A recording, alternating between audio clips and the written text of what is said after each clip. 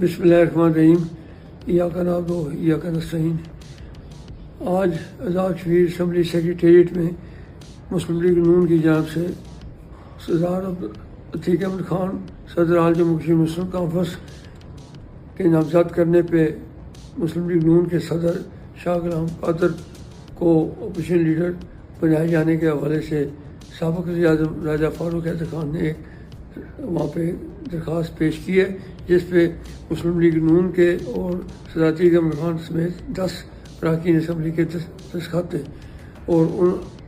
انہوں نے leader of opposition شاہ غلام قادر کو بنائے جانے کے حوالے سے اسپیکر اسمبلی سے درخواست کی ہے۔ تو صورتحال کچھ یوں ہے کہ